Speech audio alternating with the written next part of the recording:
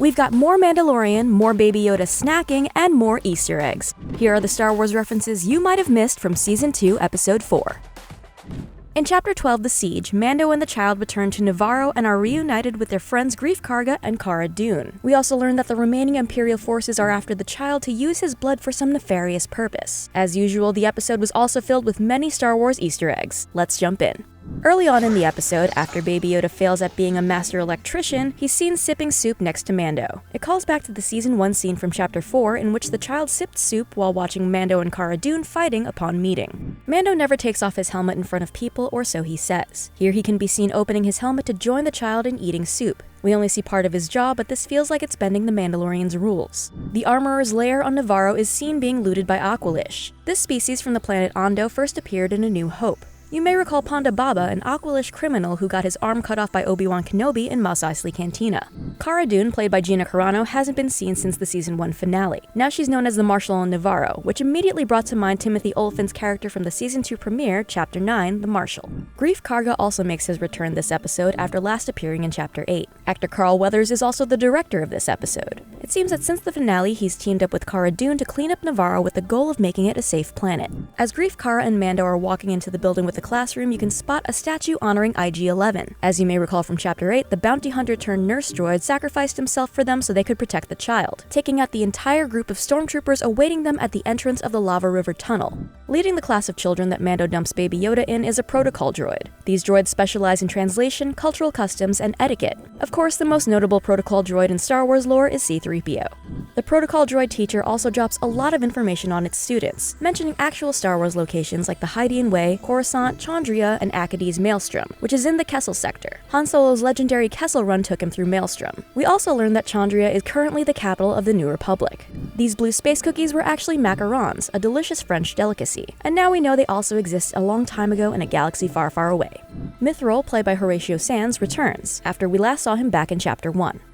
Is that me? Mando brought him in as a bounty, and now it seems he's paying off his life debt by working for Greef Karga. I do not want to spend any more time in carbonite. As we saw in Chapter 1, he's very familiar with the type of punishment Han Solo was once subjected to.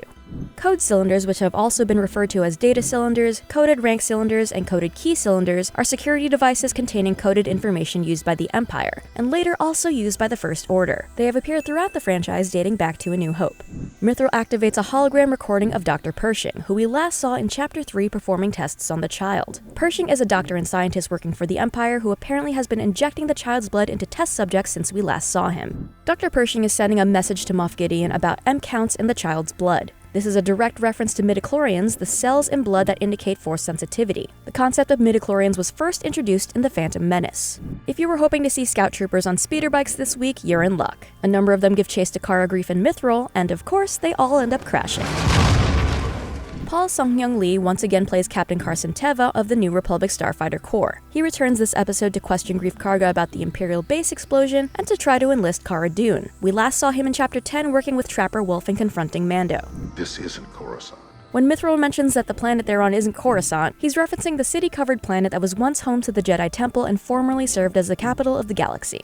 Carson Teva tells Cara, "They don't believe it on the core worlds, but it's true." The core worlds, also known as the Galactic Core, Coruscant Core, and Core Systems, is the part of the galaxy with some of the wealthiest planets, such as Coruscant. When Teva bids Cara farewell, he leaves behind a New Republic badge. She may be a marshal on Nevarro, but perhaps her destiny is to become a real space cop with the New Republic. We got a better idea of what Moff Gideon's plan is, and it's not pretty. The end of the episode sees an army of Dark Trooper suits ready to be deployed. While there are currently multiple phases of Dark Troopers in canon, these appear to be Phase 1. According to Dawn of Rebellion, a canon role-playing sourcebook, the Dark Troopers were elite experimental stormtroopers that were part of the failed Dark Trooper program. The name was first introduced in the video game Star Wars Dark Forces, which is now considered non-canon. They've since appeared in over half a dozen video games, including the Battlefront series. What's more, the lab technician in this scene is wearing a coat with the insignia for the Imperial Department of Military Research, which was first mentioned in 1989 in the Star Wars role-playing game. What did you think of Chapter 12? What will Baby Yoda eat next? Let us know in the comments below and subscribe for more Mandalorian videos.